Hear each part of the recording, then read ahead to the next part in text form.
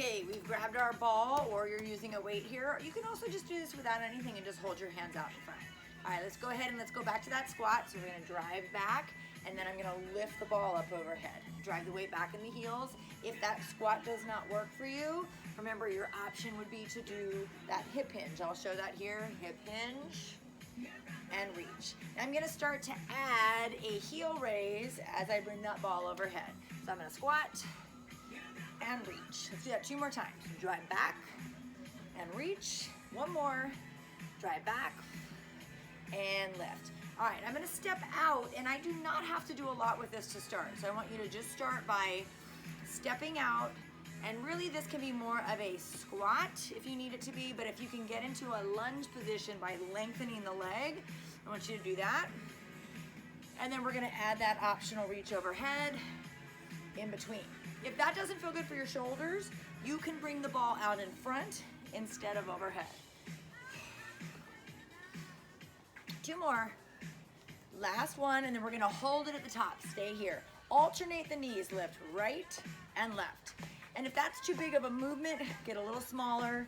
Focus on just getting that knee up to the ball. Otherwise, really bring that heart rate up. 4, 3, 2, and 1.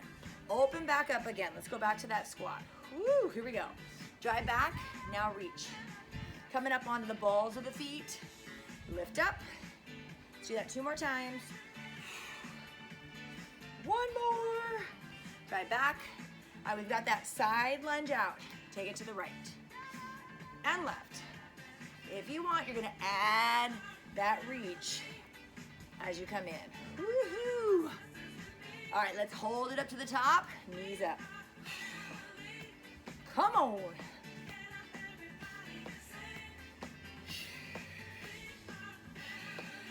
All right, let's open it up, a little side to side. Let's start to get into our core a little bit here. We haven't done any rotating through the spine yet. So now that we're nice and warm, we're gonna start to add some rotation. Ooh, feeling those obliques. Let's go 4 more. 1, 2, and 3, and 4. Little figure 8 out in front. That's it. Now this can be a little less cardio by just making it a little bit smaller. But if you wanna keep that heart rate up here, a little bigger movement. All right, let's rotate. We'll start with small movement and keeping up the pace. When I slow down, I'm gonna go bigger. All right, here we go, slow. Take it out, other side. Now I can keep my focus forward. If I tend to get dizzy, make this a little smaller. If you're okay with rotating, and that does not make you dizzy, you can turn that head or even just bring it part of the way, but not all the way to the side.